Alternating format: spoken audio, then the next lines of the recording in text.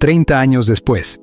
Las rejas no callan el eco del crimen. Han pasado más de 3 décadas desde aquella mañana del 31 de marzo de 1995, cuando el mundo de la música latina fue sacudido por una noticia imposible de asimilar.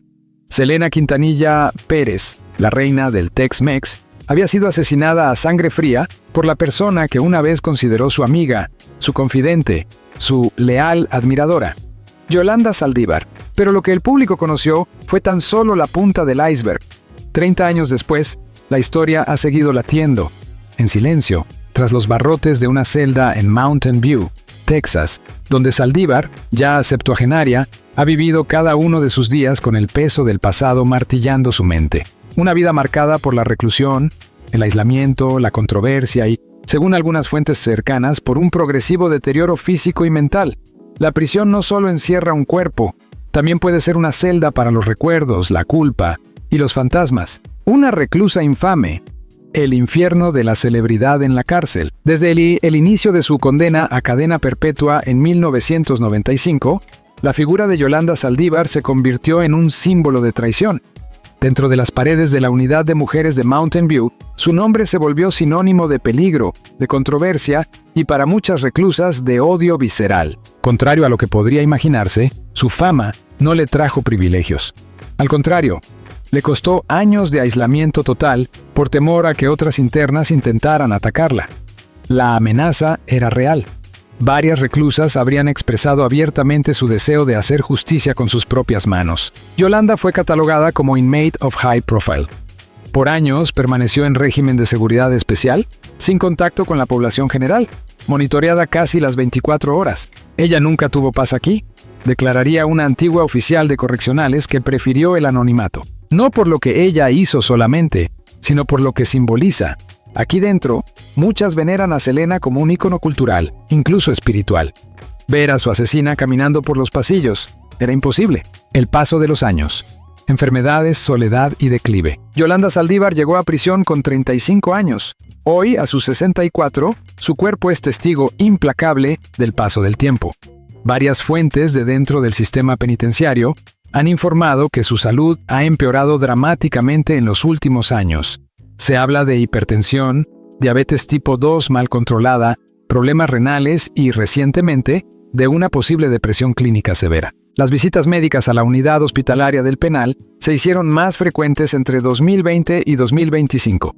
En 2024, se rumoró que sufrió un colapso en la ducha y que habría sido trasladada en camilla a la clínica del centro penitenciario. Aunque la institución se ha negado sistemáticamente a confirmar esta información, varios reportes filtrados a medios locales parecen confirmar su estado frágil. Una excompañera de celda compartió en 2023 con una cadena de televisión de Houston que Yolanda ya no es la mujer robusta y desafiante de los 90. Ahora es una señora mayor que habla sola, que casi no come y que pasa horas escribiendo cosas que nadie lee. El diario de Yolanda. Escrituras inéditas. Entre los rumores más impactantes en torno a Yolanda en sus últimos años está la existencia de un supuesto diario manuscrito en el cual habría volcado confesiones inéditas, pensamientos obsesivos y, según algunos, nuevas versiones sobre el crimen que cambió la historia de la música latina. ¿Existe realmente ese diario? ¿Contiene revelaciones? ¿O se trata solo de una estrategia para reescribir la narrativa antes de su salida anticipada? En 2025, una periodista independiente de Corpus Christi aseguró haber recibido fragmentos filtrados de dicho cuaderno, en los cuales Saldívar no solo habría reafirmado que fue un accidente, sino que también acusa a terceros de haberla manipulado emocionalmente para confrontar a Selena ese fatídico día. Incluso menciona haber recibido cartas anónimas en prisión firmadas con iniciales que guardan secretos sobre la familia Quintanilla. ¿Mentiras? ¿Manipulación mediática? ¿O un grito desesperado para limpiar su nombre antes de morir? La posibilidad de libertad. 2025. Año clave. 30 años después de su encarcelamiento, Yolanda Saldívar cumplió el tiempo mínimo requerido para solicitar libertad condicional. Desde inicios de 2025, sus abogados comenzaron un proceso administrativo para revisar su caso ante la Junta de Libertad Condicional de Texas. La noticia causó indignación inmediata entre millones de fanáticos de Selena en todo el mundo. El abogado principal de la familia Quintanilla declaró en mayo de 2025: no se trata solo de justicia por Selena, Se trata de preservar la memoria de una mujer inocente que fue asesinada por alguien en quien confiaba ciegamente. Las audiencias para revisar su solicitud fueron privadas. Sin embargo, en junio de 2025 se filtró una grabación donde Saldívar, con la voz temblorosa, expresa: «No quiero morir aquí. Ya pagué con mi vida. Ya no soy la misma. Lo que pasó, lo llevo clavado en el alma todos los días». Aún así, la Junta decidió posponer cualquier decisión definitiva hasta 2027, al considerar que su liberación podría alterar el orden público y representar un riesgo para su propia seguridad. Sus últimas conversaciones, audio y lágrimas. Uno de los momentos más impactantes sucedió en diciembre de 2025, cuando un guardia penitenciario, según él, por humanidad, permitió a Yolanda grabar un mensaje de voz dirigido a su hermana, la única persona que aún mantiene contacto con ella. Aunque el audio nunca fue publicado oficialmente, se filtraron segmentos a través de la plataforma Noticias Texas, donde se escucha a Yolanda llorar desconsoladamente mientras dice: «Si pudiera volver atrás, daría mi vida para cambiar lo que hice. No fue odio, fue miedo. Yo ya estoy muerta, solo que no me han enterrado». Este mensaje provocó opiniones divididas. Mientras algunos consideraron que mostraba una faceta humana de Saldívar, otros lo catalogaron como manipulación emocional de una asesina sin remordimiento. La celda 114, donde el tiempo se detuvo. La celda de Yolanda, marcada con el número 114, ha sido descrita como lúgubre, silenciosa, casi mortuoria. Según los testimonios de exfuncionarias, ella pasa la mayor parte del día sentada en un rincón, escribiendo, observando la pared o escuchando viejas canciones en la radio penitenciaria. Ironías de la vida. La emisora local aún incluye temas de Selena en su programación. Cada vez que suena Como la Flor, Yolanda se tapa los oídos. No soporta oírla. Es como si la canción la persiguiera, declaró una exoficial. En la Navidad de 2025, no pidió visitas, no aceptó comida especial y rechazó las cartas. Aseguró que ya no merecía nada. Esa frase fue anotada por una psicóloga que la atendió ese mes. «Está apagándose», escribió, pero con una necesidad inmensa de ser escuchada antes de desaparecer. De la admiración al horror. La relación tóxica que terminó con una reina. Antes de que los barrotes, la soledad y el estigma definieran su existencia, Yolanda Saldívar fue una figura común. Una mujer menuda, reservada, con estudios en enfermería y una vida gris en San Antonio, Texas. Pero en su interior habitaba una devoción silenciosa, casi fanática, por una joven artista que comenzaba a brillar en el mundo de la música latina, Selena Quintanilla. Cómo la confianza fue manipulada, cómo el amor disfrazado de lealtad se convirtió en control y finalmente en muerte. La historia entre Selena y Yolanda no fue solo una tragedia. Fue una relación que, por momentos, rayó en lo obsesivo. Y como muchas relaciones enfermizas, nadie la vio venir hasta que fue demasiado tarde. El comienzo de todo. Una fan obsesiva. Era 1991 cuando Yolanda Saldívar, entonces de 30 años, asistió a su primer concierto de Selena. Quedó hipnotizada. No era solo su voz, era ella. Su forma de mirar al público, de sonreír. Yo no podía apartar la vista. Diría años más tarde en una entrevista televisiva desde prisión. Aquel concierto fue el punto de partida. A los pocos meses, Yolanda comenzó a escribir cartas a la familia Quintanilla, solicitando abrir un club de fans oficial en San Antonio. Tras varios intentos y llamadas persistentes, Abraham Quintanilla, el padre de Selena, cedió. Así nació el Selena Fan Club, con Saldívar como presidenta. Su compromiso fue inmediato y excesivo. Viajaba por ciudades, organizaba reuniones, gestionaba membresías, diseñaba productos. Para muchos era una mujer entregada, eficiente. Pero para otros, ya desde entonces, mostraba signos de posesividad extrema hacia Selena, de fan a empleada de confianza. A medida que el club de fans crecía, también lo hacía la presencia de Yolanda. No solo gestionaba el club, pronto comenzó a encargarse de logística, coordinación de agendas e incluso temas personales. Selena, generosa y confiada, la consideraba parte de su círculo íntimo. En 1993, cuando Selena inauguró sus boutiques de moda, Selena, etc., fue Yolanda quien se ofreció para administrarlas. Su rol se extendió a los negocios, los viajes e incluso a tareas domésticas. Era como una sombra constante. Donde iba Selena, ahí estaba Yolanda. Recordaría a una exasistente del equipo de producción, pero esa cercanía, en vez de unir, comenzó a generar grietas. Algunos empleados se quejaban de su actitud autoritaria. Otros hablaban de un control enfermizo sobre la agenda de Selena.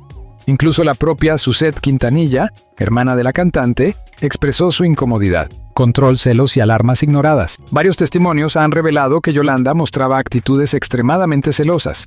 Se molestaba si Selena pasaba tiempo con otras amigas. Intervenía en conversaciones privadas. Tomaba decisiones sin consultar. Era como si quisiera aislarla del mundo, declaró un ex estilista del equipo de Selena. En una ocasión, Saldívar le prohibió a una empleada entrar al camerino porque Selena estaba muy cansada. Pero la realidad fue otra. La artista simplemente estaba hablando por teléfono con una amiga de la infancia. Yolanda tenía miedo de perder su lugar, aseguró una fuente cercana. El comportamiento se tornaba cada vez más controlador. En 1994, Selena comenzó a expresar dudas. Abraham, su padre, también percibía señales de alarma. Yo no confiaba en Yolanda, se lo dije a mi hija muchas veces, relató en una entrevista años después. Pero Selena, conocida por su nobleza, prefería pensar que Yolanda solo estaba estresada. Las sospechas de fraude. A finales de 1994, las cosas tomaron un giro drástico. Varios fanáticos comenzaron a reportar que no habían recibido sus kits de membresía. También aparecieron inconsistencias en los estados financieros de las boutiques. Faltaban cheques, facturas y registros bancarios. Fue entonces cuando Abraham inició una auditoría. Lo que encontró fue devastador. Decenas de miles de dólares desaparecidos, cobros no autorizados y movimientos sospechosos. Todas las pistas apuntaban a una sola persona, Yolanda Saldívar. Selena se resistía a creerlo.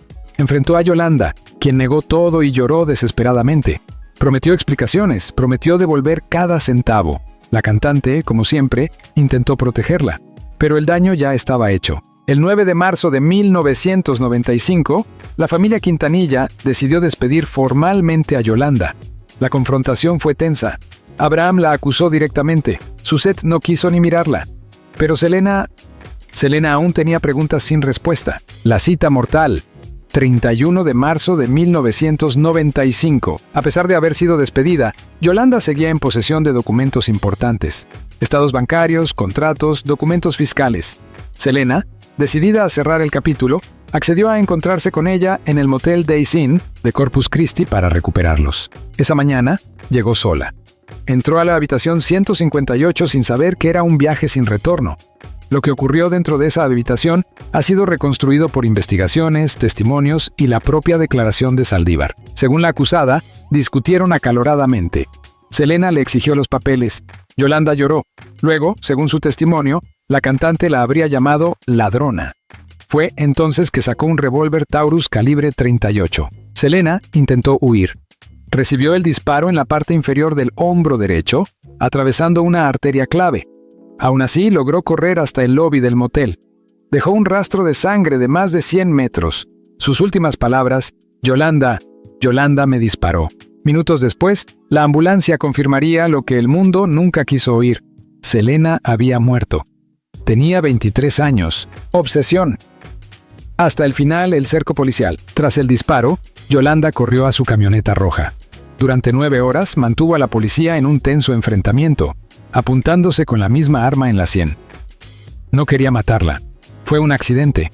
Repetía una y otra vez, según los registros de audio. Su voz, entre sollozos y gritos, revelaba desesperación, pero también un tipo de dependencia emocional perturbadora. En una de las grabaciones se oye claramente, «Si no puedo estar con ella, ¿para qué vivir?». Esa frase, aún hoy, estremece a quienes la oyen. Finalmente, fue detenida sin incidentes, pero lo que quedó claro es que el asesinato no fue un simple accidente. Fue el desenlace de una relación marcada por la obsesión, el control y la negación de los límites. El juicio del siglo. La mujer más odiada del mundo latino en el banquillo. La mañana del 23 de octubre de 1995, el mundo volvió a girar su mirada hacia Texas. En una pequeña sala del Tribunal del Condado de Harris, en Houston, se celebraba el juicio más mediático del año y quizá de la década para la comunidad latina en Estados Unidos. El estado de Texas contra Yolanda Saldívar, la mujer acusada de haber disparado y asesinado a la estrella del Tex-Mex, Selena Quintanilla. Durante semanas, miles de personas acamparon fuera del juzgado.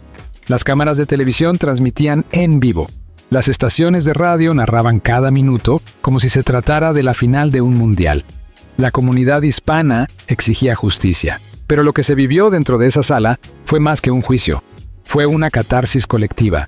Un escenario donde el dolor, la rabia y la necesidad de encontrar sentido a una tragedia se enfrentaron cara a cara con las lágrimas, la negación y la caída de una mujer que había sido, en otro tiempo, parte del círculo íntimo de Selena. Una defensa inquietante. Fue un accidente. Desde el inicio, la estrategia legal de Yolanda Saldívar fue clara: negar la premeditación. Su abogado defensor, Douglas Tinker, pintó a su clienta como una mujer emocionalmente perturbada, dominada por el miedo y el pánico, incapaz de comprender la magnitud de sus actos. «Mi clienta no es un monstruo», afirmó en su declaración inicial.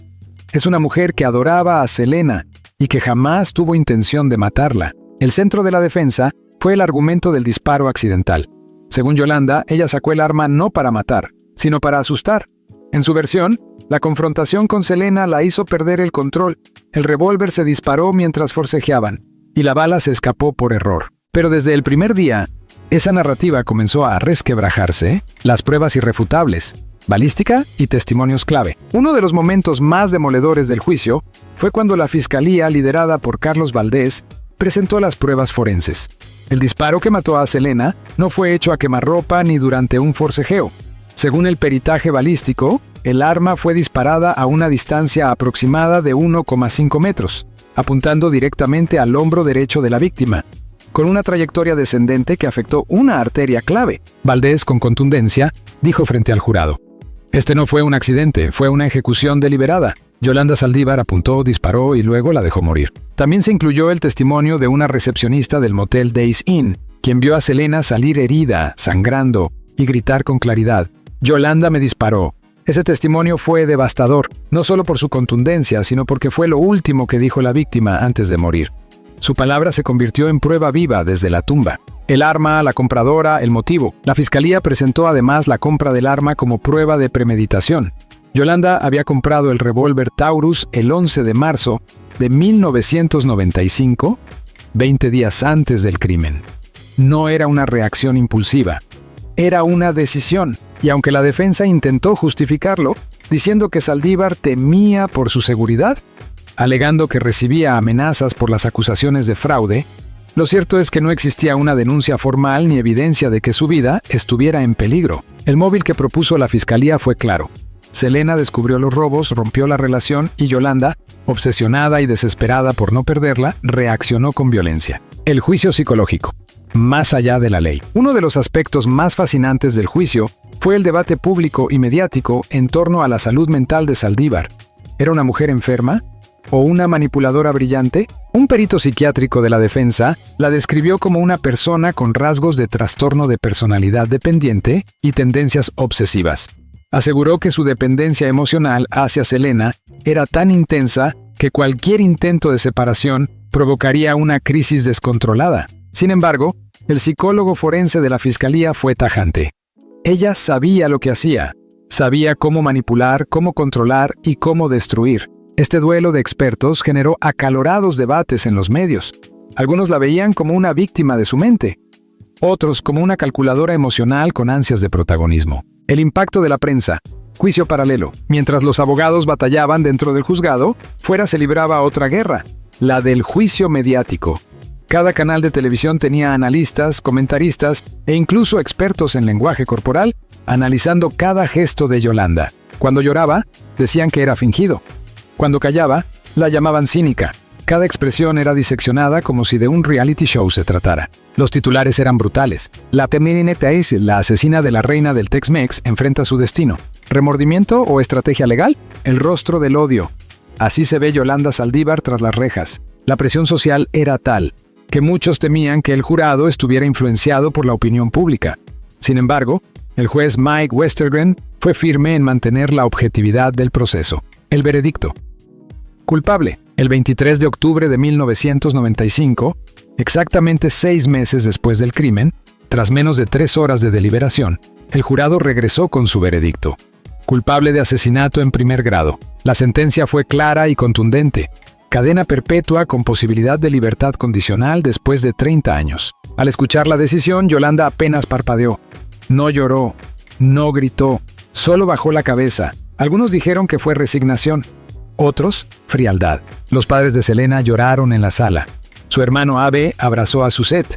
Y afuera, miles de personas celebraban la justicia. Pero para millones la sentencia no fue suficiente, porque Selena no volvería jamás. Después del juicio, vida tras los barrotes. Tras el veredicto, Saldívar fue trasladada a la unidad Mountain View, donde iniciaría su vida como reclusa 867128. Desde entonces, su existencia ha estado marcada por el aislamiento, las amenazas constantes y la sombra de lo que hizo. Se le ha negado cualquier beneficio de trabajo comunitario. Su vida ha transcurrido en celdas separadas, sin acceso a la población general, por miedo a represalias.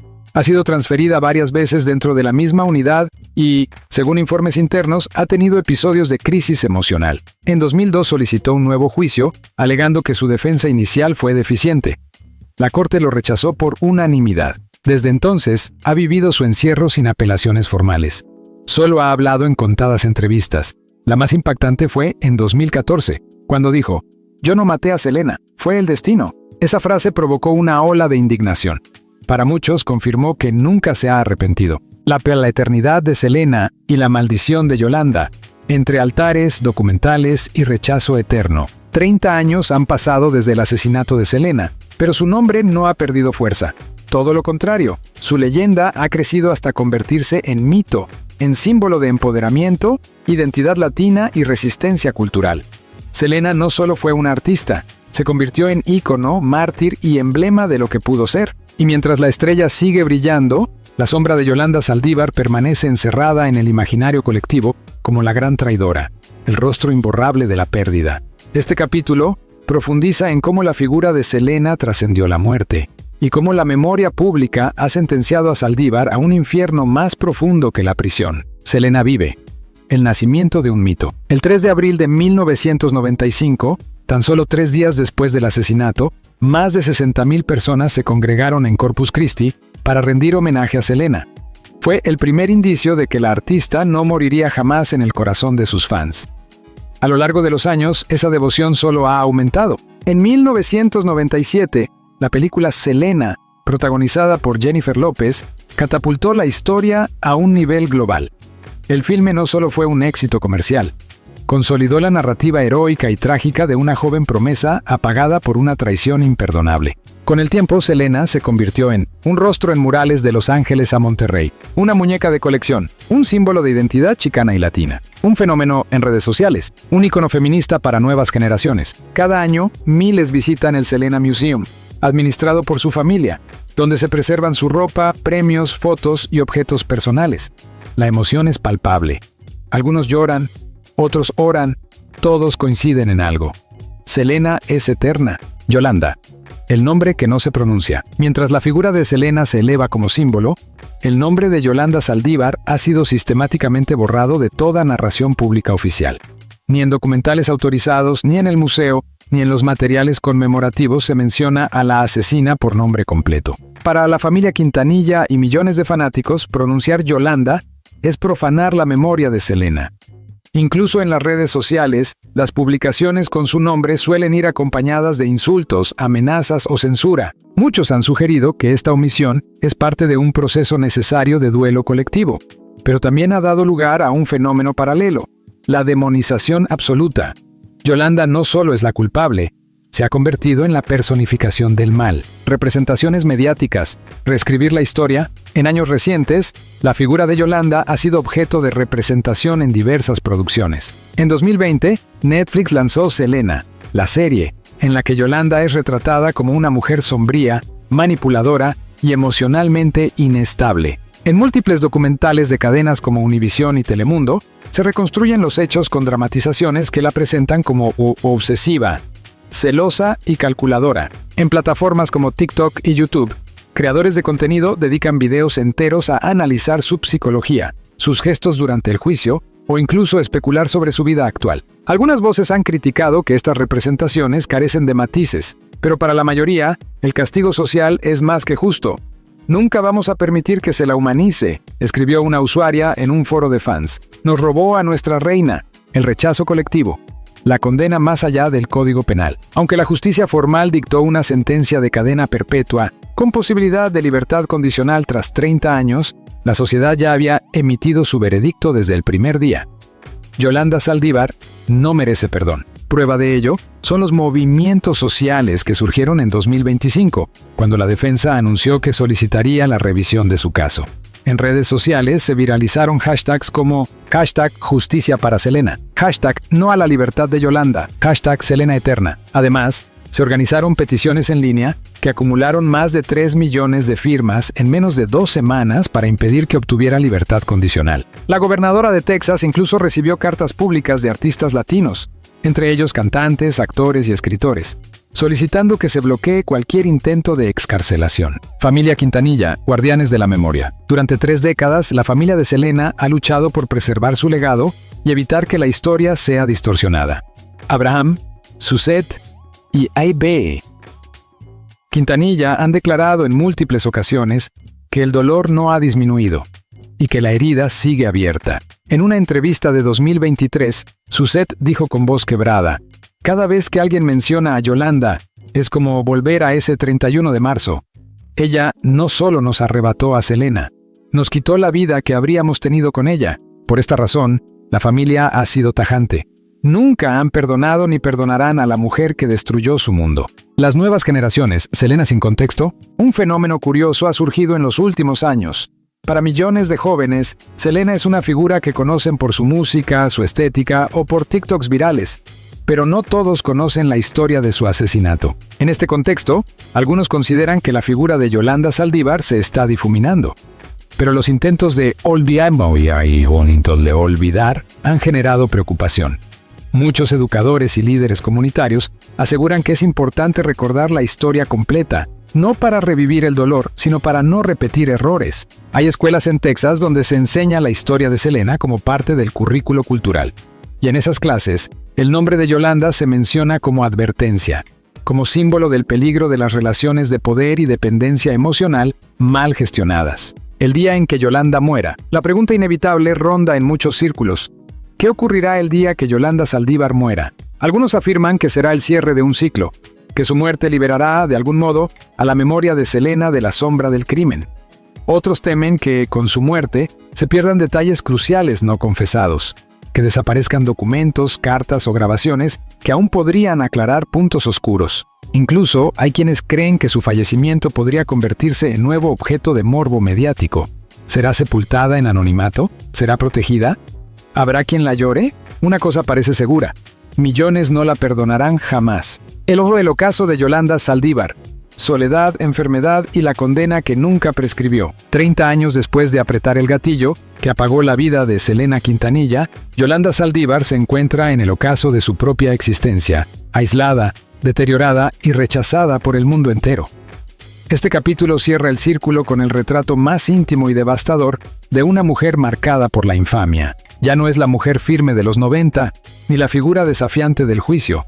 Hoy es una sombra gris que deambula por su celda, rodeada de silencio, bajo estricta vigilancia y acompañada únicamente por los recuerdos de un acto que cambió la historia de la música latina para siempre. Una cama fría en Mountain View. La unidad Mountain View, en Gatesville, Texas, es una prisión de mujeres que alberga a algunas de las reclusas más vigiladas del estado. En uno de sus módulos más restringidos, en una celda de 2 por 3 metros, vive Yolanda Saldívar. Sus días transcurren entre medicamentos, citas médicas, lecturas silenciosas y una soledad tan profunda que ha llegado a afectar su percepción de la realidad.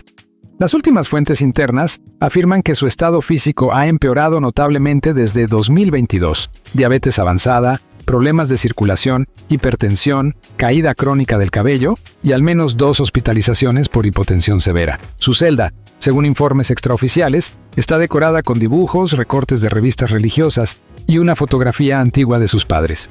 No tiene televisión, no acepta cartas, ya no escribe como antes, se ha replegado en sí misma. Una reclusa que compartió módulo con ella durante semanas dijo en 2025: "No habla a menos que le hablen, come poco, camina como si arrastrara el alma y cada noche reza, siempre reza". ¿La enfermedad que avanza? ¿Un final silencioso? En octubre de 2025, un reporte médico interno, filtrado por personal penitenciario, indicó que Saldívar podría estar enfrentando una insuficiencia renal crónica. Según ese mismo documento, Su expectativa de vida se había reducido significativamente debido a su rechazo a tratamientos avanzados. Los rumores sobre su estado terminal comenzaron a circular rápidamente. Algunos aseguraban que tenía cáncer, otros que se había negado a ser trasladada a un hospital fuera del penal por miedo a ser atacada. La prisión nunca confirmó ni negó nada oficialmente. En noviembre de ese mismo año, se reportó que fue encontrada inconsciente en su celda durante un chequeo nocturno. Pasó 3 días en observación, pero regresó a su celda sin que se le permitiera contacto con medios ni con familiares. ¿Está muriendo en silencio Yolanda Saldívar? ¿Será su partida tan solitaria como su encierro? ¿Confesión final? El misterioso documento sellado. Una de las especulaciones más persistentes desde 2023 gira en torno a un supuesto documento notarial sellado que Saldívar habría firmado y entregado a un abogado de confianza. Este documento, según múltiples fuentes, contendría su testimonio completo, sin censura, sobre lo que ocurrió realmente el día del asesinato. Algunos aseguran que en esas páginas, Yolanda habría reconocido la premeditación del crimen, admitiendo que su obsesión la llevó a tomar la decisión con días de antelación. Otros afirman que contiene acusaciones contra miembros del entorno de Selena, insinuando que no todo fue tan limpio como parecía. Hasta la fecha, el documento no ha sido revelado. Solo se sabe que está bajo custodia notarial y que su publicación depende de la muerte de Saldívar. Esto ha generado inquietud. ¿Es real o una táctica para atraer atención? ¿Será su última jugada para reescribir la historia? El ocaso de Yolanda Saldívar. Soledad, enfermedad y la condena que nunca prescribió. 30 años después de apretar el gatillo que apagó la vida de Selena Quintanilla, Yolanda Saldívar se encuentra en el ocaso de su propia existencia, aislada, deteriorada y rechazada por el mundo entero. Este capítulo cierra el círculo con el retrato más íntimo y devastador de una mujer marcada por la infamia. Ya no es la mujer firme de los 90, ni la figura desafiante del juicio. Hoy es una sombra gris que deambula por su celda, rodeada de silencio, bajo estricta vigilancia y acompañada únicamente por los recuerdos de un acto que cambió la historia de la música latina para siempre. Una cama fría en Mountain View. La unidad Mountain View, en Gatesville, Texas, es una prisión de mujeres que alberga a algunas de las reclusas más vigiladas del estado. En uno de sus módulos más restringidos, en una celda de 2 por 3 metros, vive Yolanda Saldívar. Sus días transcurren entre medicamentos, citas médicas, lecturas silenciosas y una soledad tan profunda que ha llegado a afectar su percepción de la realidad. Las últimas fuentes internas afirman que su estado físico ha empeorado notablemente desde 2022. Diabetes avanzada, problemas de circulación, hipertensión, caída crónica del cabello y al menos 2 hospitalizaciones por hipotensión severa. Su celda, según informes extraoficiales, está decorada con dibujos, recortes de revistas religiosas y una fotografía antigua de sus padres. No tiene televisión, no acepta cartas, ya no escribe como antes, se ha replegado en sí misma. Una reclusa que compartió módulo con ella durante semanas dijo en 2025, no habla a menos que le hablen, come poco, camina como si arrastrara el alma, y cada noche reza, siempre reza. La enfermedad que avanza. ¿Un final silencioso? En octubre de 2025, un reporte médico interno, filtrado por personal penitenciario, indicó que Saldívar podría estar enfrentando una insuficiencia renal crónica. Según ese mismo documento, su expectativa de vida se había reducido significativamente debido a su rechazo a tratamientos avanzados. Los rumores sobre su estado terminal comenzaron a circular rápidamente. Algunos aseguraban que tenía cáncer, otros que se había negado a ser trasladada a un hospital fuera del penal por miedo a ser atacada. La prisión nunca confirmó ni negó nada oficialmente. En noviembre de ese mismo año, se reportó que fue encontrada inconsciente en su celda durante un chequeo nocturno. Pasó 3 días en observación, pero regresó a su celda sin que se le permitiera contacto con medios ni con familiares. ¿Está muriendo en silencio Yolanda Saldívar? ¿Será su partida tan solitaria como su encierro? Confesión final. El misterioso documento sellado. Una de las especulaciones más persistentes desde 2023 gira en torno a un supuesto documento notarial sellado que Saldívar habría firmado y entregado a un abogado de confianza. Este documento, según múltiples fuentes, contendría su testimonio completo, sin censura, sobre lo que ocurrió realmente el día del asesinato. Algunos aseguran que, en esas páginas, Yolanda habría reconocido la premeditación del crimen, admitiendo que su obsesión la llevó a tomar la decisión con días de antelación. Otros afirman que contiene acusaciones contra miembros del entorno de Selena, insinuando que no todo fue tan limpio como parecía. Hasta la fecha, El documento no ha sido revelado. Solo se sabe que está bajo custodia notarial y que su publicación depende de la muerte de Saldívar. ¿Esto ha generado inquietud? ¿Es real o una táctica para atraer atención? ¿Será su última jugada para reescribir la historia?